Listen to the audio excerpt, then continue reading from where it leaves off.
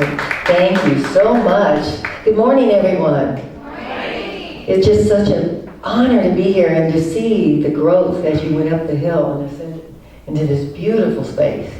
It just thrills me. So together, let us first say your affirmation that we all say together.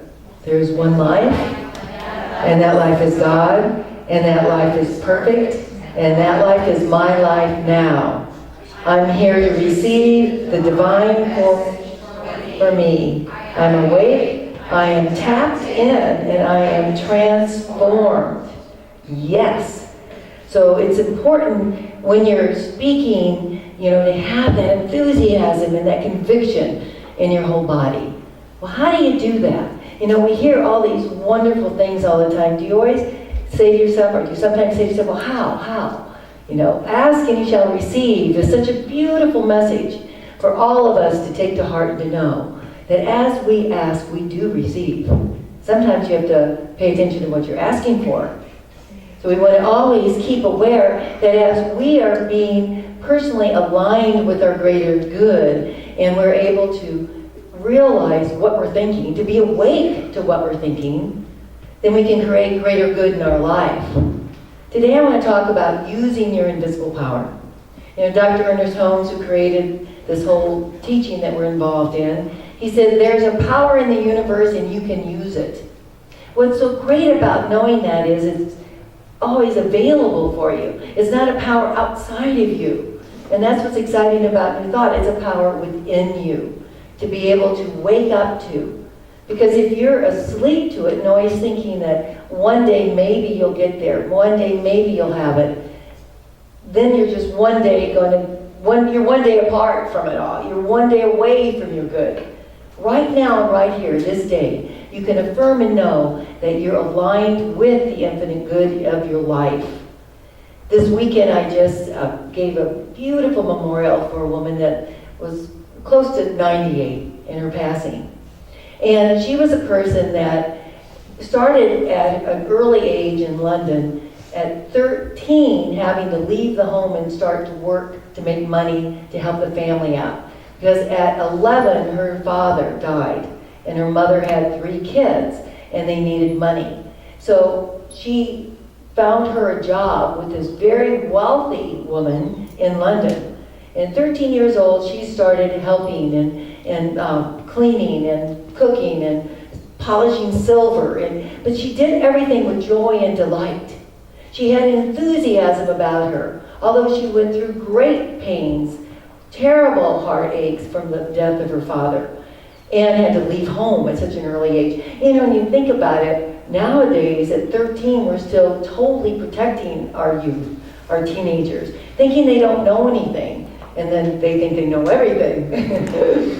But here she was out at an early age learning how to make a living and how to survive.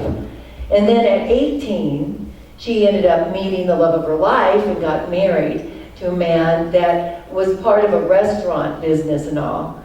And they had many adventures in their life, moving from London to Canada to California. But she was very tenacious and just filled with joy all the time. She would laugh and play with her great-grandchildren and her grandchildren, and it was just beautiful. I got to meet them all and hear them express that she had true grit. But what gave her that? At such a young age, you might say, gosh, it was horrible, what trauma that she had to go through. But she turned everything into good. She was enthusiastic and joyous and had a dream, and she accomplished it. She had a vision always of living on the ocean. Well, it was after many years of her life, and she had divorced her husband, that she ended up creating a home back to London or in England and having a home on the ocean for about 3 years. Then she gave it up, came back to the States, got back with her husband. It was just an amazing story. And this woman was just strong and full of spirit. Now, I don't know, I didn't actually hear if she had a spiritual belief, but she had it in her. She had the spirit in her, and she always gave. They said she always would give. She was giving and giving and giving. And she came from a very poor background. So as she started going into more and more expansion and prosperity, not even when she went into it, she always was giving. See, that's the thing. You can't wait till you get there. You got to start now. And it's really important that you know that you have all the resources within you to have what you want and to make the most of your life right now. In a twinkling of an eye, you can change your thinking and change your life. Ernest Holmes said, what you have thought, you can unthink. And that's the truth. Right now and right here, you can do that. I wanted to say that faith is so important about it. And Martin Luther King said, faith is taking the first step, even though you don't see the whole staircase. Take that first step. Dream big and believe in the fulfillment of your dreams. Let's say together, I am a big dreamer. I am a big dreamer. And I'm accepting my dream coming true now.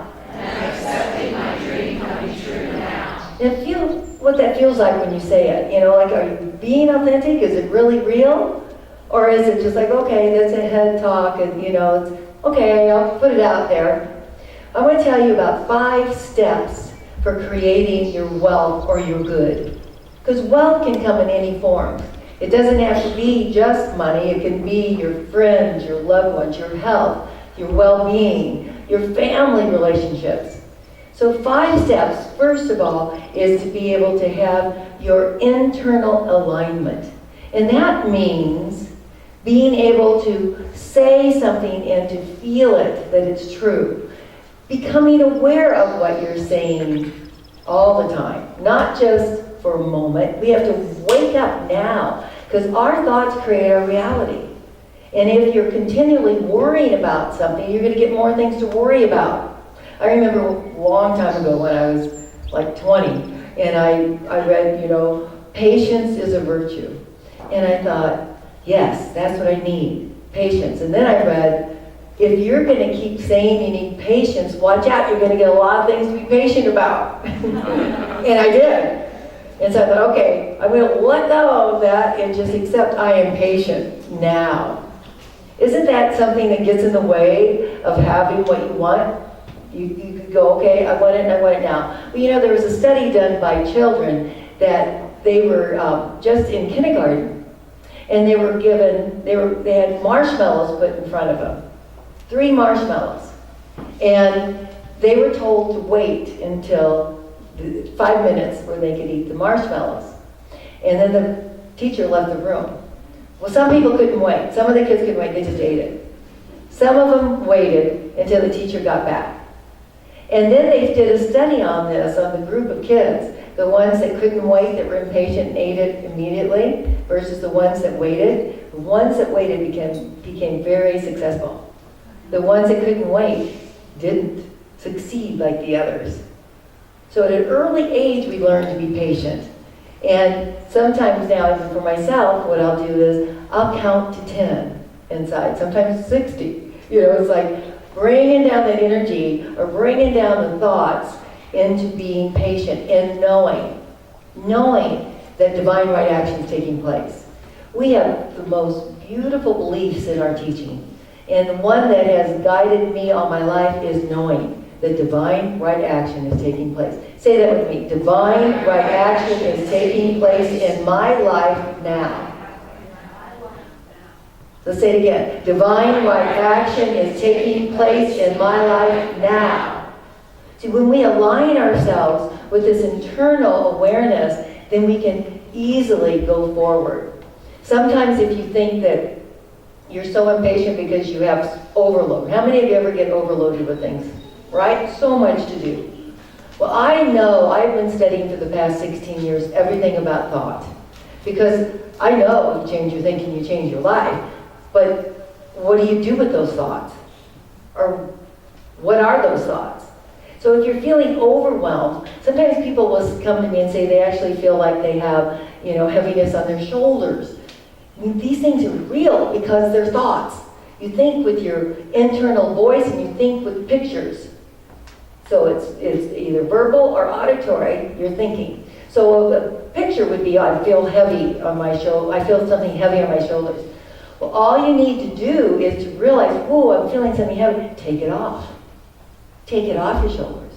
You've got so many things to do, and if you think about what you're thinking, maybe you have scattered thoughts. I got this to do, that to do, that to do. And maybe you've got stuff stuck behind you because you don't even want to face it, right?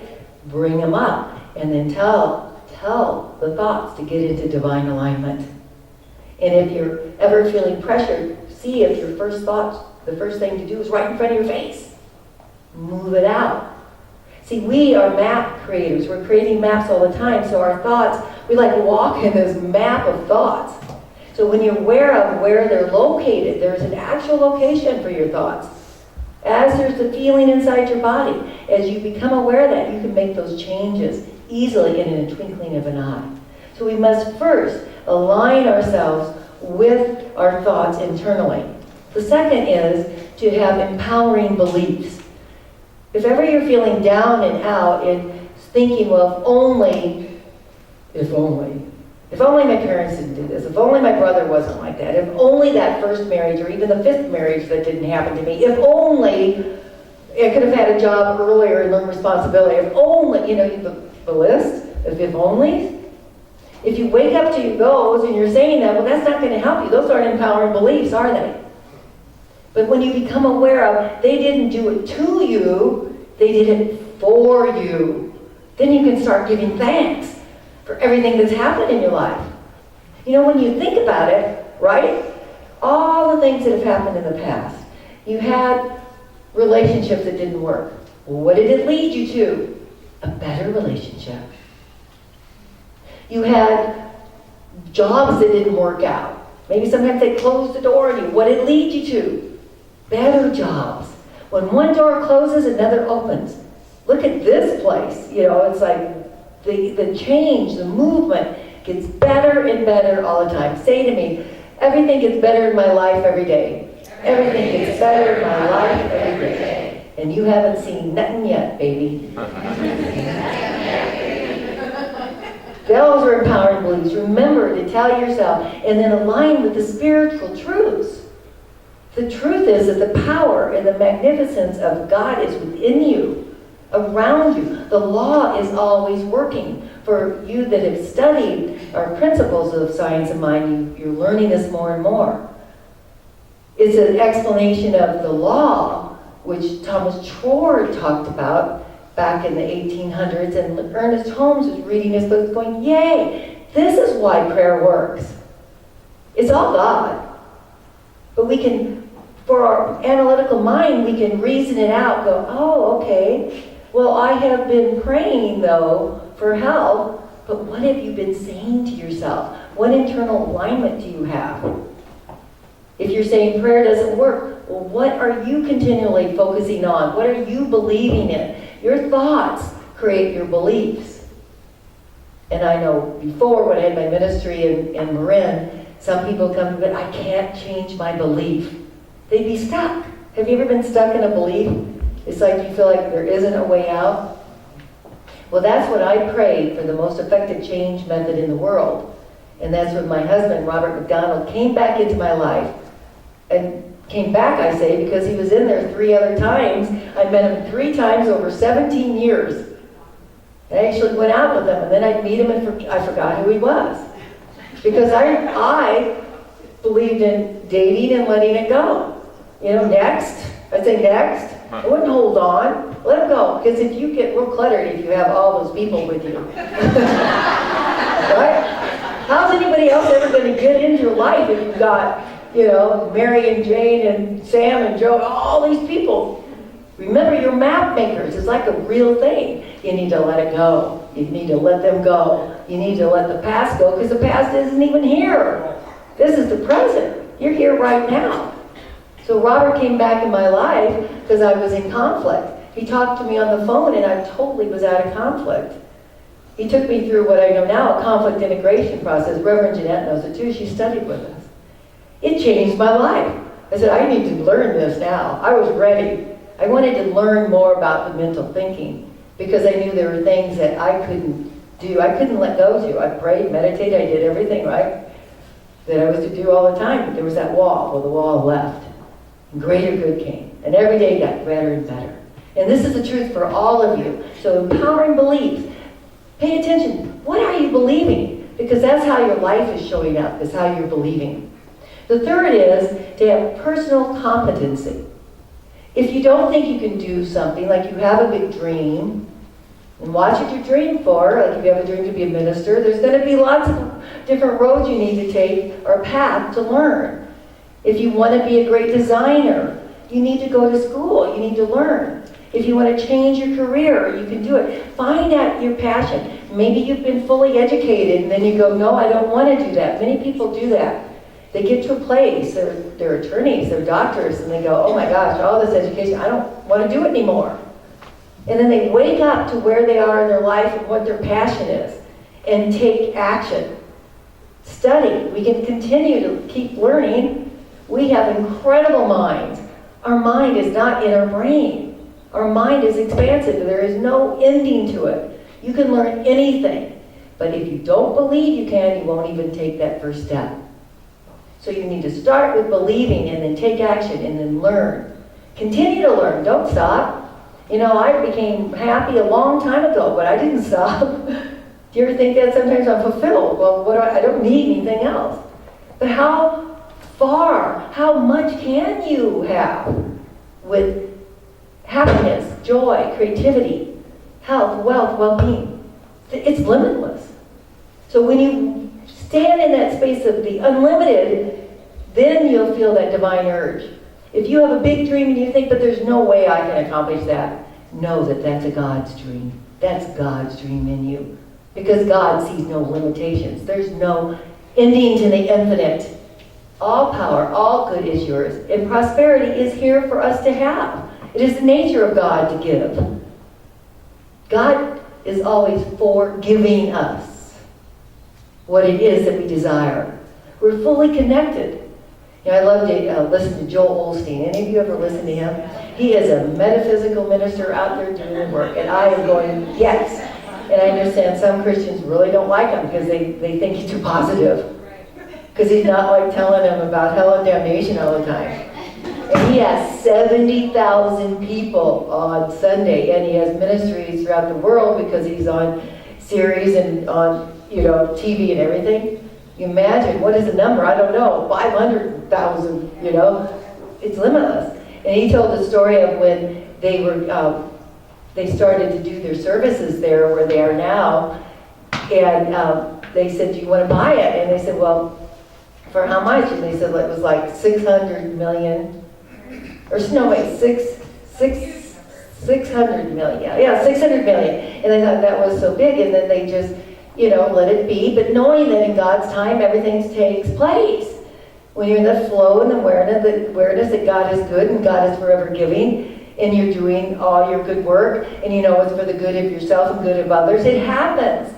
So then they came back and they offered it to him for $60 million, and they bought it. All things are possible with God.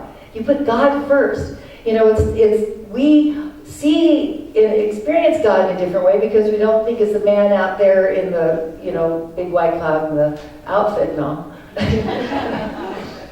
Because we know it's like this infinite intelligence, the divine intelligence, and it's within us. As God creates, it creates through you. You are the vessel. You are the way. So you can have that personal competency in whatever you do. Now, what is it that you want? That's what's important, to know what you really, really want. So the fourth way of creating what you want in your wealth or your good is having a compelling vision. Because if you really don't know what you want, and you're just talking to yourself and just playing around, then it's like, oh well, you go here, you go there. But today I wanted to say a little bit about Genevieve Bayron, because she was the only student of Thomas Trord. Thomas Trord is known as the father of metaphysics. And what she did was she was widowed and she was depressed and she had some money but not a lot, but she was in a practitioner's office and she caught the title of the Doré Lectures of Thomas Trord. And she thought, okay, I have to read this, and she took up the mountains and read it and read it and read it. It's very difficult to read his writing. Anybody know Thomas Trord's writing? Some of you do? I actually think it's because he was speaking and they never gave periods in the sentences that were paragraphs. And then you have to find the gems in it, to find what he's talking about. But she found this one paragraph, and she went into it. So I'm going to read it to you right now. And some of you got it in meditation this morning as you contemplate it. This is what happens when she was reading this one chapter. It says, entering into the spirit of it. Into the spirit of believing that you're creating through this law of mind. Into the spirit of knowing that all your good is here and really embodying God. So she read this paragraph and memorized it. My mind is a center of divine operation. Say that with me. My mind is the center of divine operation. The divine operation is always for expansion and fuller expression. And this means the production of something beyond what has gone before. Something entirely new. Not included in the past experience, though proceeding out of it. So you're getting something entirely new. And it proceeds out of it in an orderly sequence of growth. Therefore, since the divine cannot change its inherent nature, no matter what, the divine cannot change its inherent nature. It's just like if you're looking at a tree and you're mad at it and you're hitting it and you're going, become a tulip, become a tulip. It won't change its divine nature. It must operate the same way with me. It must. God has to operate the same way with you as it is creating the whole universe, as it is creating everybody unique and individual as you are. Consequently, in my own special world, which I'm a center, it will move forward to produce new conditions, always in advance and others. Say that to me, with me, always in advance of any that have gone before. Say, I am the center. I am the center. And Spirit will move forward. Spirit will move forward to produce new conditions. Always. In advance. Of any that have gone before. Any. Now this is the promise. And it's the truth. So she read all that and she decided she wanted to be his student. And so in order to do that, she had to have, this was a compelling vision, she wanted to be a student. And she thought, well, I've got to start visualizing and using the tools and techniques he says to use. And she thought, okay, in order to do that, I need to create $20,000 to buy the ticket, to take the ship to London. This is in 1916. And find him and say, I want to be a student. She didn't even know how she'd find him, but she knew she would do it. So she kept that compelling vision in front of her, and she saw it and visualized it. She kept seeing and not seeing herself, but she would actually be walking and to buy the ticket, to get the ticket, and to pack her bags and get on the ship and go to London and be. She was in it. Right? She was in the spirit of it. She did that in the morning and she did that in the night. She had the fifth key to success. She had sustained focus. She didn't give up. She didn't go, okay, no, it's not working. In 6 weeks, she manifested $20,000 in 1914. So I read this, I'm going, wow, if she can do that, I can do that. Do you ever feel that way? You see some people do good. They can do it, I can do it. It's doable, right? 6 weeks she had $20,000. And then she went to London. It took her a while to be able to find him, to talk to him. It was just all magical. It's in her book, Your Invisible Power. It was her first book she ever wrote. She ended up studying with him for 2 years, the only student of Thomas Schroer. Came back to the United States, started centers on the East Coast and the West Coast, teaching everybody about affirmation, visualizing, to have a sustained focus. She said the problem is with people, they'll say, oh, I visualized that, it didn't work. Or I visioned it, it didn't work. Well, they stop. You can't stop. You got to keep taking that next step forward. Remember, you may not see the staircase, but it's there. And if you think it's so high, make it lower.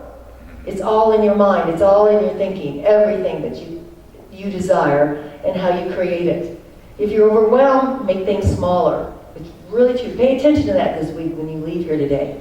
How are you thinking? What are you thinking? Are you having a sustained focus? So keep the visual there. Just like if you have a camera and you take a picture, but then if you move the camera, what happens? You take the picture. You're taking a picture and you go, okay, that's what I take a picture of, and you go like that. You change your mind, right? What happens? You have a blurry picture.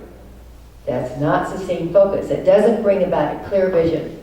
So it's important to have a clear vision, and you will have what it is you desire. Don't give up. I'm here to tell you this because I challenged that. I challenged myself when I read that. I thought, I know so much about all the principles. I know it. Okay, it's time to prove it. And in 6 weeks, I manifested $20,000. That was the exact number that I needed to buy a condominium for in Marin back in 1999. I got the loan, which a loan officer didn't even think I could get, because when you're a minister, you do your income tax different because the way we're paid. And I didn't listen to her. I stayed with the vision. I didn't listen to any naysayers. I didn't listen to even if I started, having the inner critic, I went back to the vision. I would ask and I would find ways, and I got opportunities to make more money. I ended up having it. And I had signed the contract for contract for the home in front. I signed the contract to have that $20,000. So I wasn't going to give up. So you can sign contracts for yourself so you won't give up. What is it that'll make you go forward and keep sustaining vision to have what it is you desire? You can do it. If I can do it, you can do it. That little condominium was my treasure box. I always said that I would be financially successful in every way and have all the resources that I needed for when I needed it, and that did it. So what's the key that's going to open up your new door? Be awake. Be aware. All your thoughts. You just have it right now. Every capability and ability to create what you want. And that's what's happening here now. I feel it. I know it. I'm so glad all of you are here to experience what has just begun. And this is the vision. This is just absolutely beautiful for your sanctuary that you'll have. You're creating sacred space to be able to help heal the whole planet. It's needed. It's needed. You're needed. This space is beautiful. Jeanette, wherever she goes, she creates sacred, holy space. The musicians are incredible. Everybody here that is putting together this, the staff, Jessica, they're carrying out their calling, a vision. So let's join together. Let's wake up and be enthusiastic and give what we can give and receive. You want to be in balance. Receive what it is that you receive. Because life is good. Let's say that together. Life is good all the time. All the time. And remember, I am a center of divine operation. Say that? I am a center of divine operation. And go forth this day and multiply your good and give from your heart in enthusiasm. The world is for you to experience it in the greatest way. I know that. Blessings to you, and thank you for having me here today with you.